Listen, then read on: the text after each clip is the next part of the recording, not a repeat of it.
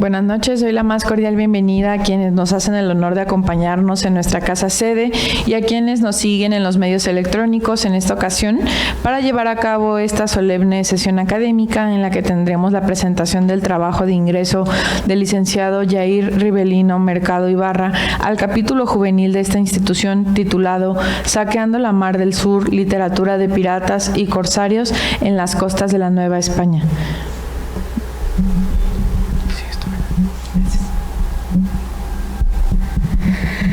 Bueno, en esta solemne sesión, además de darle la bienvenida, contamos con la presencia de la maestra Cristina Patricia Carrasco Acosta, coordinadora del capítulo juvenil, la maestra Raquel Mendoza Moya, asociada y vocal de la directiva de esta benemérita institución y quien responderá al trabajo que hoy se presenta, a nuestro licenciado Yair Ribelino Mercado Ibarra, recipiendario, y la de la voz, la maestra Jessica Mariana Martín Navarro, secretaria técnica de este capítulo. Ahora nos complace presentarle al licenciado Yair Ribelino Mercado Ibarra. Él nace en Guadalajara, Jalisco, en 2001.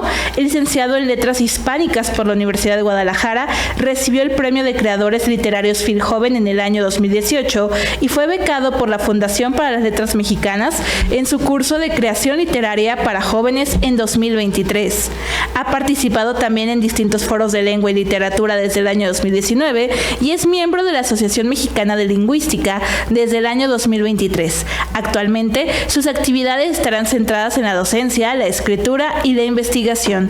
Sin más, en este momento le cedemos el uso de la voz al licenciado Yair Ribelino. El título de este trabajo es Saqueando la Mar del Sur, literatura de piratas y corsarios en las costas de la Nueva España.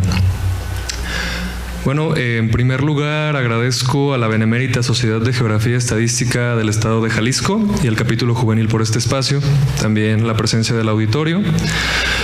Y desde el vamos me gustaría aclarar que el propósito de este trabajo, más allá de una investigación histórica, estará un poco más enfocado en la historia de la literatura, si me permiten esta licencia.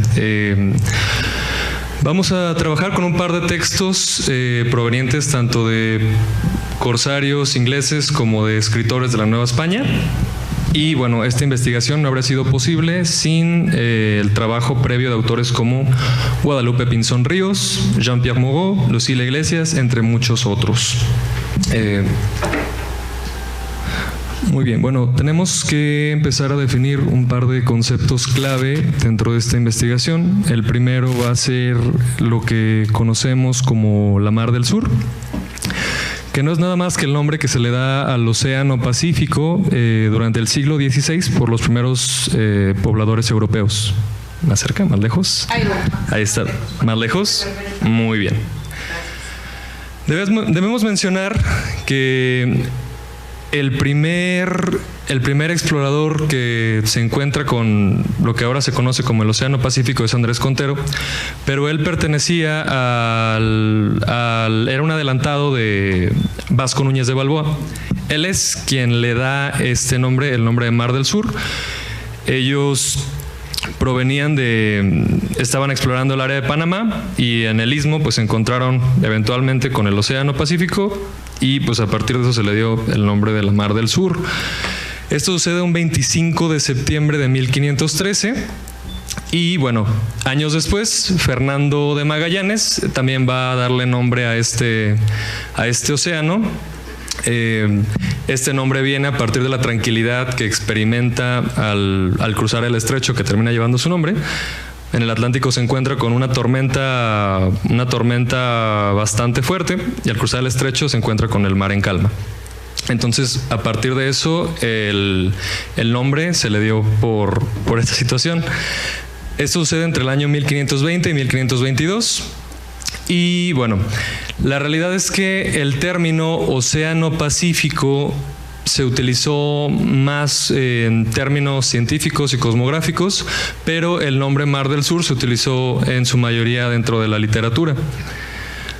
Aquí voy a mostrarles un par de imágenes que nos muestran el uso del término en la vida pública del reino. Aquí tenemos un mapa del Océano Asiático o Mar del Sur por Miguel de Constanzi y es parte de la colección de mapas de la América de la Real Academia. Bueno, es la relación de 1533, la escribe Diego de Guzmán, está incluida en la colección de varios documentos para la historia de la Florida y las tierras adyacentes. En su tomo primero se compila por Buckingham Smith, y si se dan cuenta podemos leer, si al menos las personas que se encuentran en línea, si no yo hago lectura. Relación de lo que yo, Diego de Guzmán, he descubierto en la costa del Mar del Sur por su majestad y por el ilustrísimo señor Nuño de Guzmán, gobernador de la Nueva Galicia. Esto es de 1553 y, como pueden ver, Sinaloa en ese entonces se escribía con C. Bueno, vamos a poner otra vez énfasis en, la carta reducida al Océano Asiático. Creo que una cosa que podemos observar, aquí podemos ver lo que se le llamaba el Mar de Cortés, en toda esta parte de, Baja California. Y les presento aquí un poema, que es un fragmento de La Grandeza Mexicana, de Bernardo de Balbuena, también un escritor muy importante, edificante para la historia novohispana. Y hago lectura. La India marfil, la Arabia olores cría, hierro Vizcaya, las Dalmacias oro, plata el Pirú, el Maluco especiería, seda el Japón, el Mar del Sur tesoro de ricas perlas, cácaret la China, púrpura Tiro y dátiles el Moro. México, hermosura peregrina y altísimos ingenios de gran vuelo, por fuerza de astros o virtud divina. Podemos ver también de este lado, solamente subrayé el fragmento, pero es el capítulo 2 de la historia de la nación chichimeca, de Fernando de Alba Ixtlilxóchitl. Acá podemos, la parte subrayada dice, que trata del origen y venida de la nación tolteca, reyes y caudillos que tuvieron de sus poblaciones y cosas acaecidas en su tiempo. Y en esta parte podemos ver que se habla de hasta donde es ahora la California por la Mar del Sur. Ahora, también tenemos que definir el dónde y el cuándo. En esta ocasión será, como ya hemos dicho, lo que hoy es el Pacífico, y los sucesos a los que haremos referencia se van a desarrollar mayormente en los siglos XVI y XVII. En estas definiciones clave tenemos que también separar los términos al respecto de la piratería, y vamos a utilizar la tesis de el escritor Jean-Pierre Moreau, esto es de su libro Piratas, Filibusterismo y Piratería en el Caribe y en los Mares del Sur, de 1522 a 1725. La primera definición, aquí podemos ver que se nos movió una pequeña letra, pero el pirata es aquel que saquea el barco de otro, no respetando el derecho de propiedad. El propio escritor nos dice, es tal vez una definición muy general, pero desde que existe la navegación, existen los piratas, existe el robo en las naves, existe hasta nuestros tiempos. El pirata no obedecía a ningún tipo de ley, el pirata estaba completamente exento de responsabilidades ante sus crímenes, e incluso legalmente eran tratados con un poco más de severidad que en el caso de los corsarios. Los fenicios, los griegos y los romanos sufrieron la ira de los piratas, pero no fue hasta el siglo XIV que surgieron los corsarios dentro de este periodo. Y los corsarios cometían las mismas fechorías que los piratas, con la notable diferencia de tener un permiso por parte de algún monarca para el saqueo, que es la famosa patente de corso. Se podía dar este tipo de acciones en dos contextos en específico.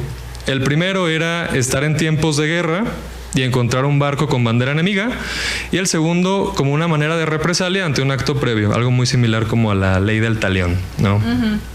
En este caso tenemos aquí un grabado de la reina Isabel I nombrando a Sir Francis Drake como uno de sus caballeros. Los corsarios lo que hacían era llevar la presa ante la autoridad que los regía para determinar si podían conservar o no el botín. En la literatura de la época los podemos encontrar en el Decamerón, con narraciones como la 10ª historia de la segunda jornada, en la cual el corsario Paganino de Mónaco roba a la esposa de un frígido empresario, pero podemos encontrarlos en distintos cuentos del Decamerón. Hay un par de definiciones más. Por ejemplo, está el término bucanero, que proviene de bucan, que era una hornilla para asar carne, y ellos operaban en el Caribe. Esta es una ilustración de Laurens de Graaf, un pirata neerlandés, también conocido en el territorio de Nueva España como Lorencillo, por su baja estatura, que azotó las costas de lo que ahora es Veracruz y pues gran parte del Caribe. Y tenemos también el caso del filibustero.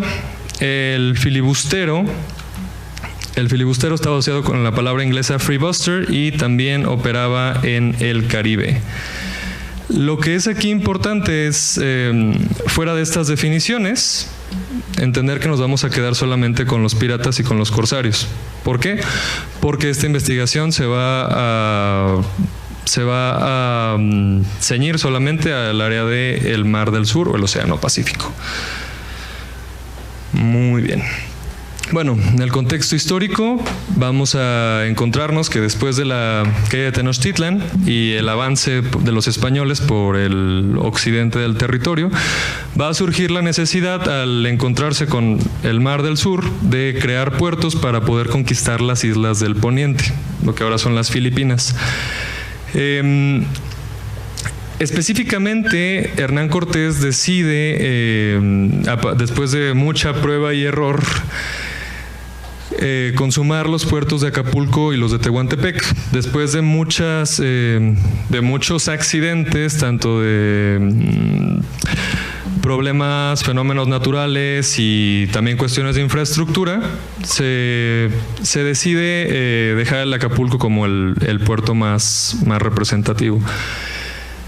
En este momento también se construyen astilleros para construir barcos con los cuales ir hacia las islas del Poniente, porque era muy poco práctico traer los barcos desde Europa, transportarlos por todo el territorio por tierra y después volver a echarlos sobre la mar, ¿no? Entonces también por esto surgen los astilleros. Bueno, en el caso del puerto de la Navidad, en la Nueva Galicia, funcionó como una especie de punto de partida para varios navegantes, entre ellos Fray Andrés de Urdaneta y Miguel López de Legazpi, en su exploración hacia las llamadas Islas del Poniente en el año 1565. Al final del tornaviaje, Urdaneta decide tomar por destino final el puerto de Acapulco. Sin embargo, al momento de que los galeones de Manila, que provinieron después, llegaban al territorio de la Nueva España, primero tenían que llegar al puerto de la Navidad para que un adelantado fuera a presentarse ante las autoridades virreinales para avisar que había llegado la nave y poder revisarla. Sin embargo, María de los Ángeles Gálvez Ruiz nos dice que las costas de la Nueva España también fueron utilizadas para actividades de contrabando, lo cual generó un impulso económico extralegal que le dio mucha fuerza a los mercaderes de la Nueva Galicia. Tenemos también puertos más al norte, como el de Bacochibampo. Vamos a irnos un poquito más por arriba. Tenemos acá a Fray Andrés de Urdaneta y Miguel López de Legazpi.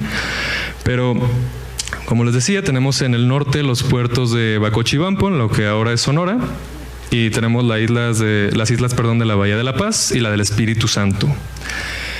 Estas islas tuvieron mucha importancia por la presencia de perlas. Eran potencias perleras y los españoles y los peninsulares y criollos se aprovechaban de la habilidad de los yaquis y los pericues para ir a sacar las perlas por debajo del fondo del mar y donde se encontraban. También crearon un flujo económico que llegó incluso a oídos de los corsarios. Bueno, algo que es muy importante mencionar en el siglo XVI es la guerra que surge entre el rey Felipe II y la reina Isabel I por cuestiones Principalmente religiosas. Recordemos que en la parte de Inglaterra pues se practicaba el protestantismo, el luteranismo, y el rey Felipe II pues le declara la guerra, ¿no? A manera de choque entre religiones, y pues para mantener de alguna manera digamos que el control en la zona de Europa, pero también en América.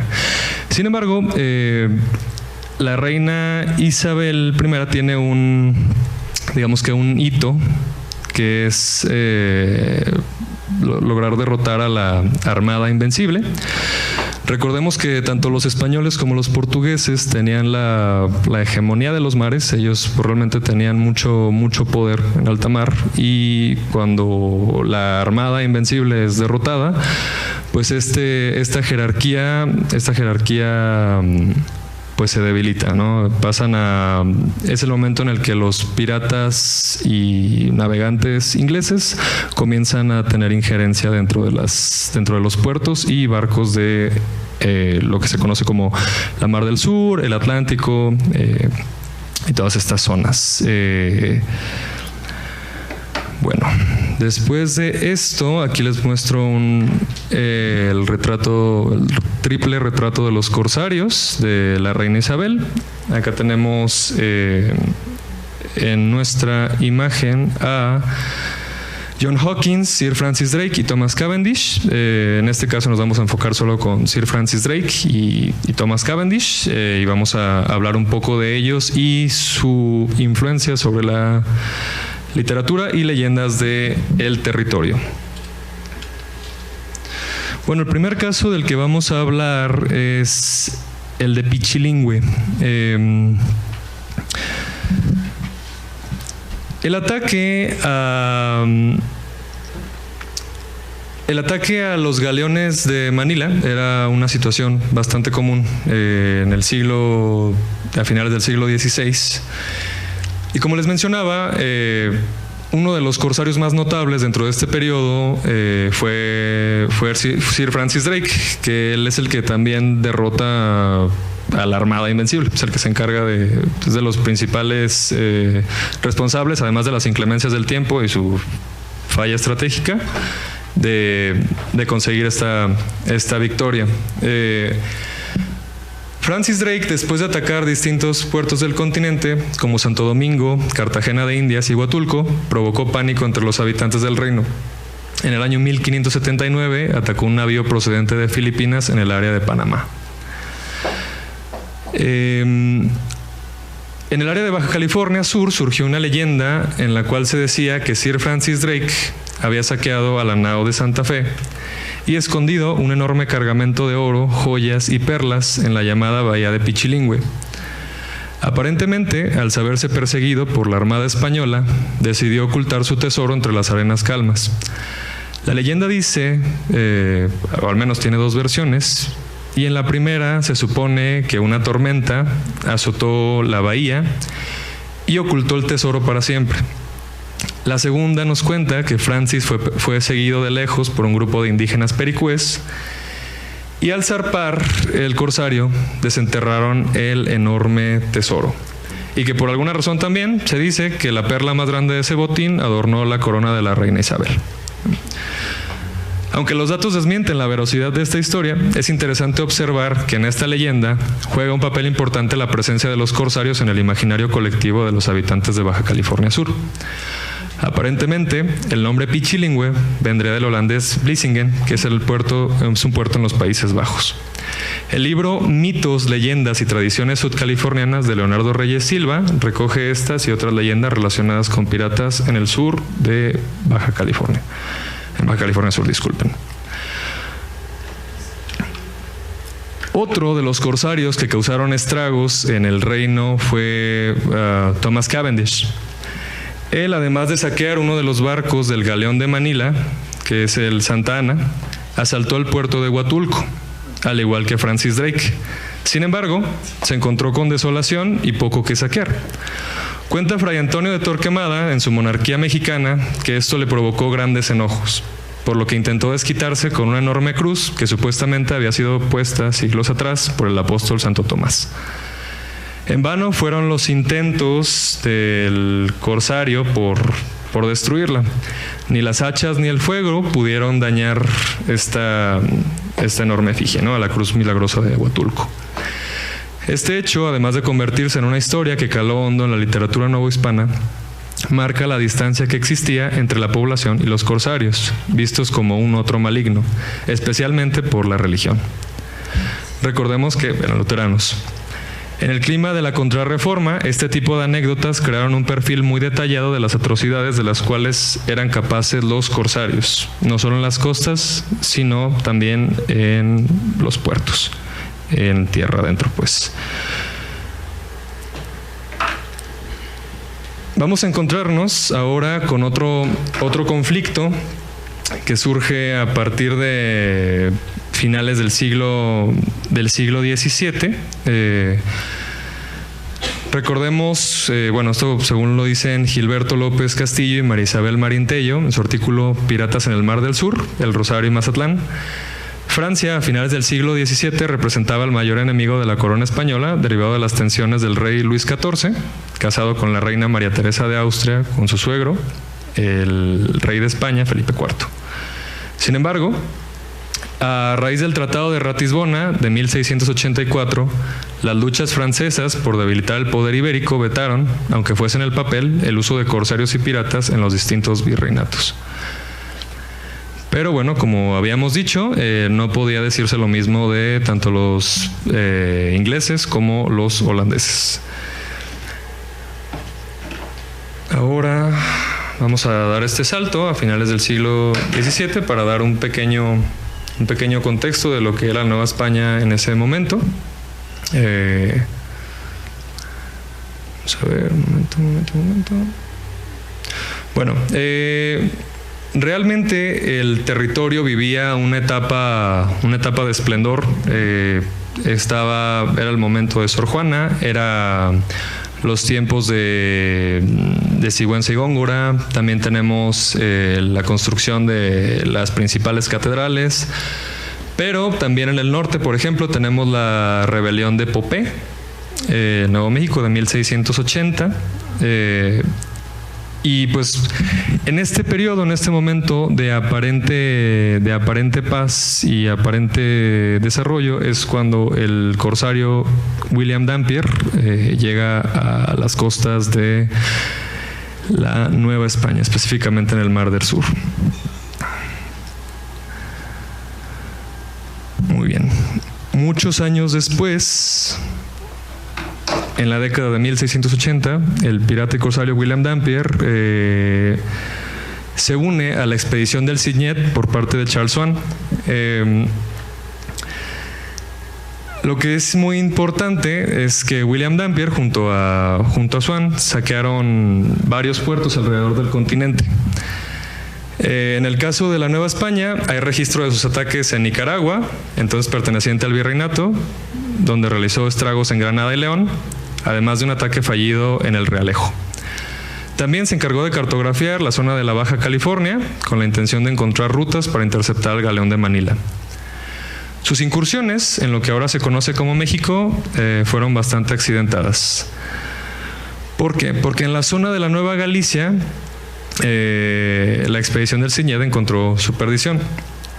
En 1685, tras raptar a un indígena que navegaba sobre una pequeña embarcación, la tripulación descubrió la existencia de la localidad de Santa Pecaque, que hoy es en Tispac, Nayarit, la cual su principal sustento era la agricultura y la ganadería, entonces contaba con bastantes recursos.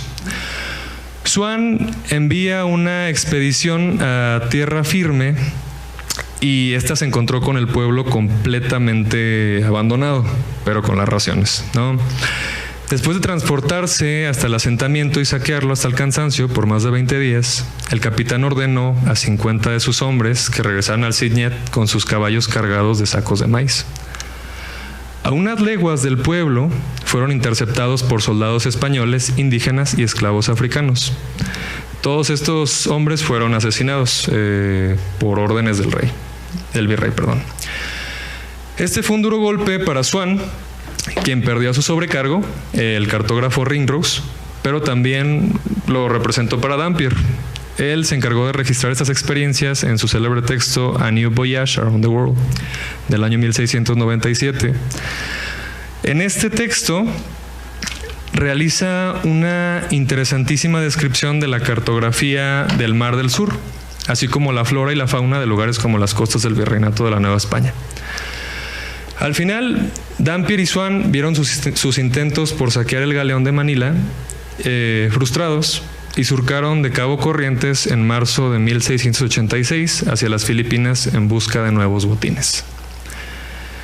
Es muy importante mencionar que en estos diarios no se mencionan los abusos por parte de los corsarios hacia la población indígena ni a los habitantes de la Nueva España, porque Dampier escribe este texto para ingresar a la Royal Society.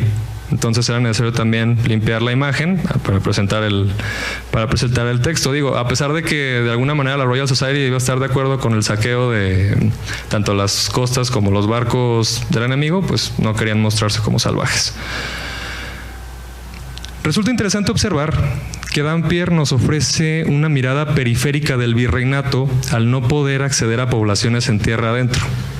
Este diario, además de ser una fascinante lectura científica, fue una guía para otros aventureros ingleses que buscaron suerte en las tierras americanas. Podríamos decir también que sirvió como un trabajo de inteligencia para la monarquía de Guillermo III.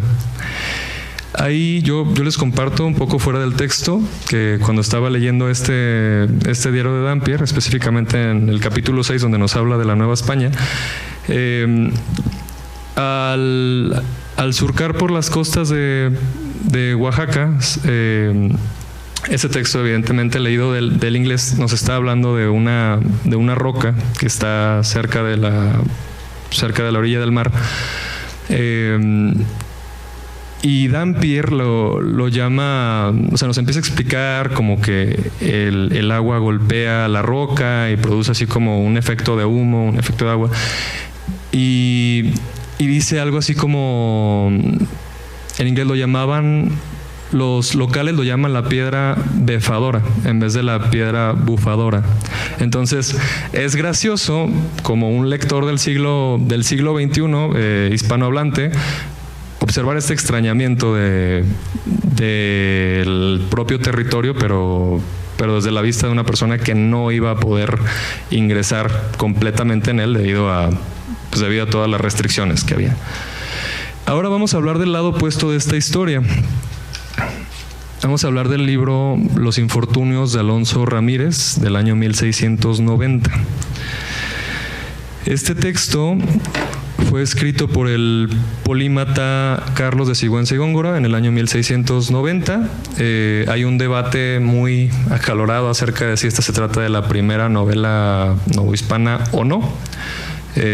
Hasta la fecha el debate sigue, pero en este texto se nos narra, a resumidas cuentas, las muchas desgracias de un carpintero puertorriqueño que zarpó de Acapulco hacia las Filipinas en busca de mejores oportunidades. Nos da también una descripción muy rica de lo que era la Nueva España en ese momento. Nos habla de las enormes catedrales, nos habla de la vida cosmopolita de la Ciudad de México, y también se adentra como en toda la parte de la costa de Oaxaca.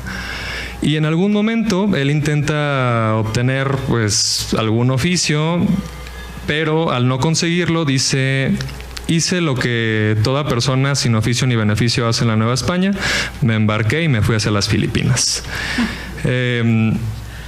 Entonces se va hacia las Filipinas en un surca de Acapulco, y en el año 1687, estando en las Filipinas, termina siendo secuestrado por la tripulación de William Dampier.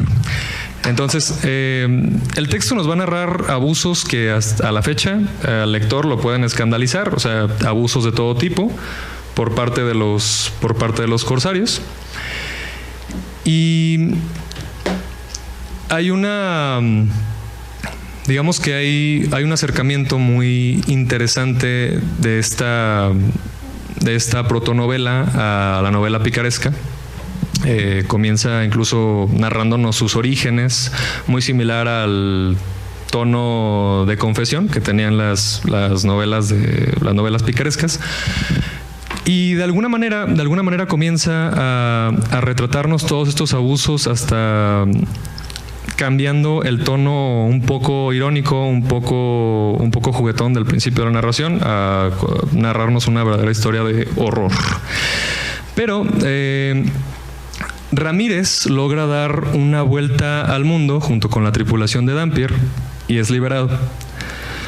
Termina naufragando junto con un par de hombres en la península de Yucatán, y después de ciertos sucesos, después de ciertas peripecias, termina ante la autoridad del virrey contando esta historia. Lo que hay que mencionar aquí es que hay estas descripciones de la Nueva España que son de sumo interés, aparte de la belleza de Puebla, como ya les mencionaba, la Ciudad de México, el puerto de Acapulco.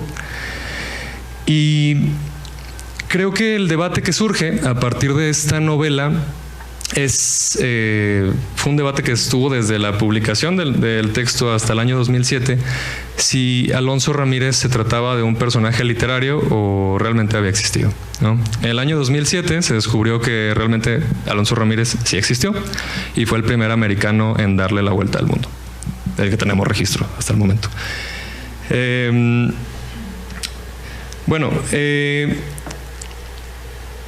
Otra parte que también es de bastante interés, ya viéndolo quizás con ojos de cartógrafo, de científico, es que Carlos de Sigüenza y Góngora, como el buen polímata que era, dentro de su texto escribe cómo llegar a las Filipinas desde Acapulco con grados náuticos y descripciones oceanográficas que pusieron en manos de los lectores novohispanos conocimientos en esta área, ¿no? Y claro, recordemos, como les dije en un principio de este fragmento de Alonso Ramírez, que se trataba de un carpintero. Entonces Sigüenza, digamos que le da esta voz, y en la narración pues nos dice exactamente como qué grados, hacia dónde, cómo, o sea, es un tutorial para llegar justamente a las Filipinas. Esto pues le dio un lugar especial en la literatura virreinal, pero también es importante precisar que la obra está dedicada al virrey Gaspar de la Cerda, conde de Galve. Él realiza esta obra, él encarga la obra a Sigüenza. Y como podemos ver, es un texto antipiratas o anticorsarios. Más allá de la profunda riqueza literaria y científica, el libro de los infortunios de Alonso Ramírez es profundamente político.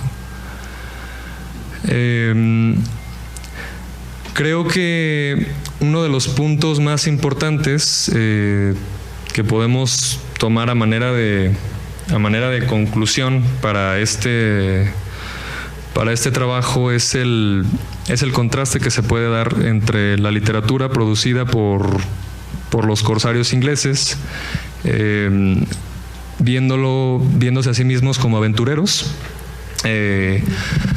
viendo a las costas como un posible punto de exploración, algo muy similar a como los españoles llegaron al Nuevo Mundo, pero por el lado el lado novohispánico podemos encontrarnos con un horror hacia el otro, o sea, con un horror hacia aquel que tenía una religión distinta a la nuestra, ¿no? Y representaba de alguna manera una figura diabólica.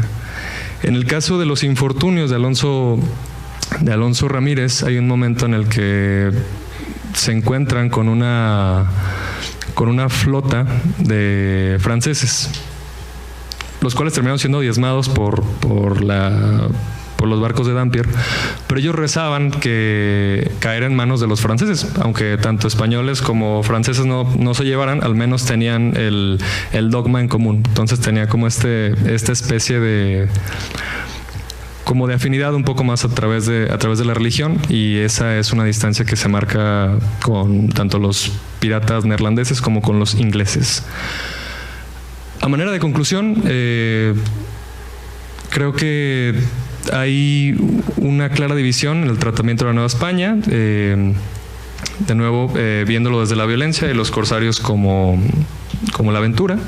Y es de sumo interés comprender que había distintos juegos de poder sobre el tablero geopolítico de la época, y quizás aquellos que tuvieron la oportunidad de narrar lo que ocurría no estuvieron al tanto de todos ellos.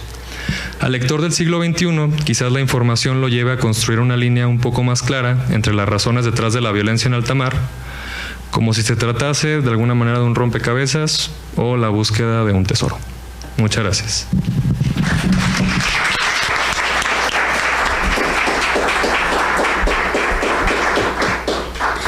Agradecemos enormemente la participación del licenciado Jair Rivelino Mercado Ibarra, y ahora, para dar respuesta al trabajo de ingreso, le cedemos la palabra a la maestra Raquel Mendoza Moya.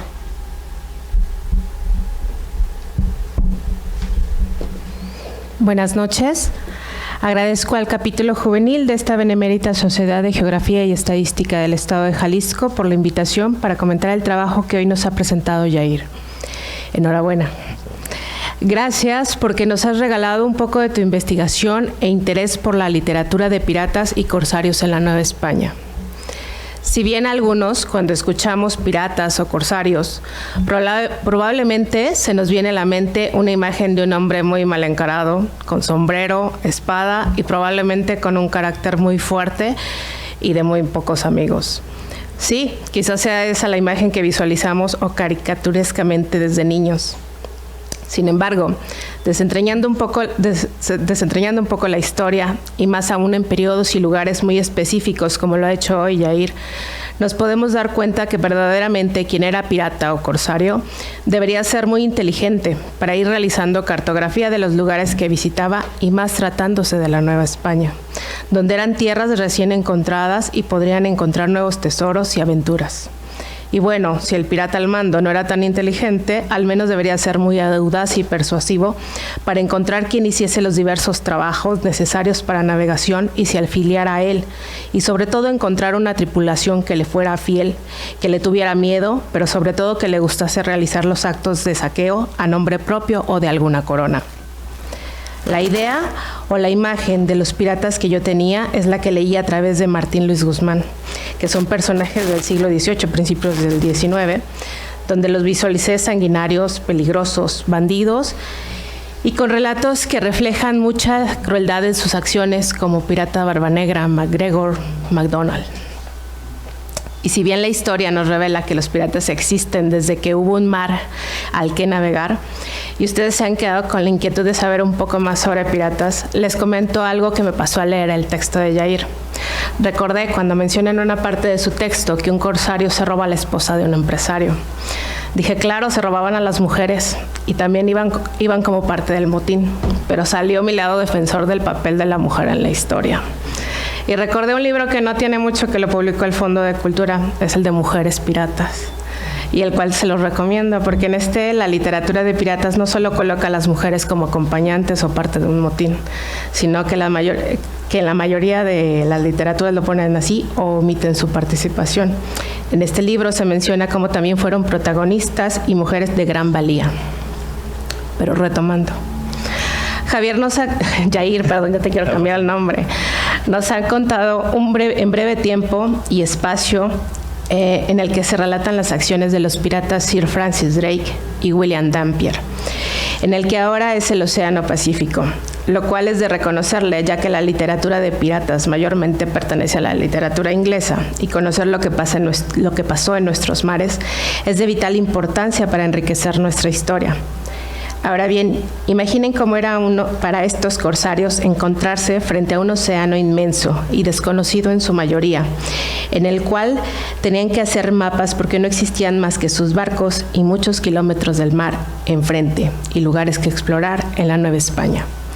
Presenciaron grandes exploraciones, vivieron enfrentamientos, ataques. Para algunos fueron héroes, para otros enemigos, para otros simplemente piratas.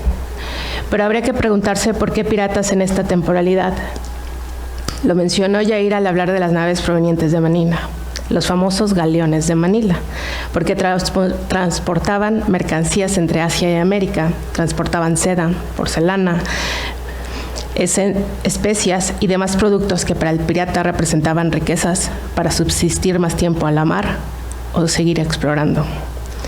Pero estamos hablando de una época en la que el océano era una frontera desconocida, donde las grandes potencias competían por controlar las rutas comerciales y donde cada viaje podía cambiar la fortuna de un hombre, donde si se encontraban una vela en el horizonte podría ser una oportunidad o el inicio de una batalla.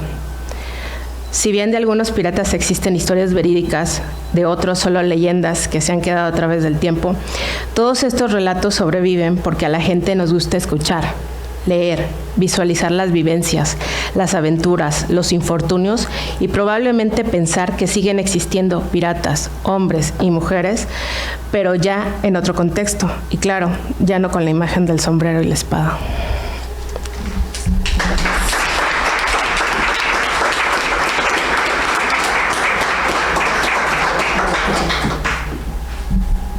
Bueno, les pido por favor que me acompañen, que nos pongamos de pie.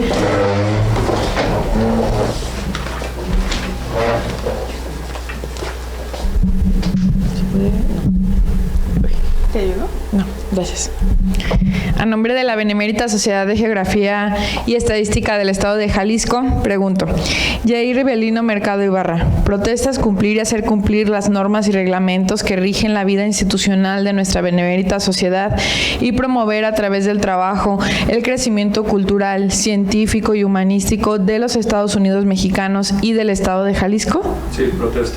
Si así fuera, que la Benemérita Sociedad de Geografía y Estadística del Estado de Jalisco y tus compañeras y compañeros te lo reconozcan, si no, que te lo demanden. Enhorabuena y muchas felicidades. Un aplauso, por favor.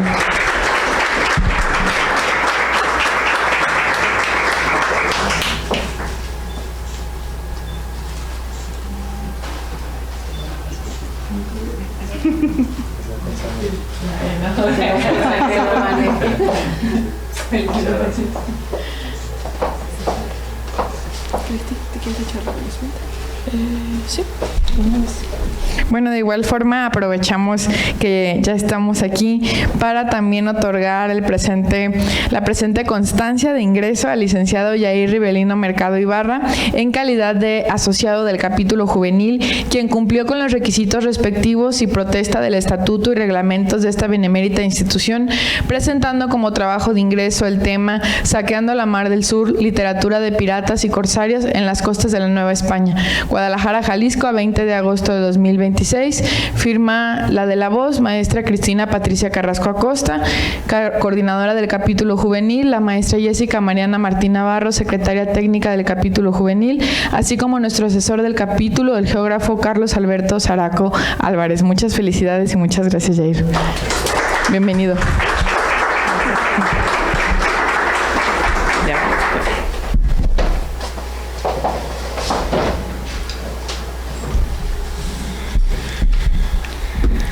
Aprovechamos también para agradecer a la licenciada María del Pilar Sánchez Alfaro, nuestra expresidenta, por estarnos acompañando el día de hoy, al doctor Adalberto Ortega Solís, expresidente, al doctor Carlos Fregoso Yenis, vicepresidente, al geógrafo Carlos Zaraco Álvarez, asesor del capítulo juvenil, y a la señora Heike von der Heide, cónsul honoraria de Alemania, que también nos acompaña el día de hoy. Asimismo, aprovechamos para darles un par de avisos. El próximo martes 25 de agosto a las 8 de la noche les invitamos a la charla Vitamina D, Nutrición y Salud, a cargo del doctor José Francisco Muñoz Valle, asociado de esta institución, que se llevará a cabo en este mismo auditorio y también será transmitida a través de Facebook Live. Igualmente, los invitamos a la segunda Feria del Libro Jalisciense el sábado 29 de agosto de 11 de la mañana a 5 de la tarde, que tendrá libros a muy buen costo, charlas, cuentacuentos, música y muchísimo más. Entonces, si alguien de aquí es afín a las letras, pues seguramente encontrará un espacio para toda la familia. Al finalizar también los invitamos al convivio en el salón contiguo para departir con nuestro asociado. Finalmente, para clausurar el evento, le uso el uso de la voz a nuestra coordinadora. Muchas gracias. Siendo las 8 de la noche con 45 minutos, se clausura esta solemne sesión académica. Y agradecemos a todas las personas por su asistencia. Muy buenas noches.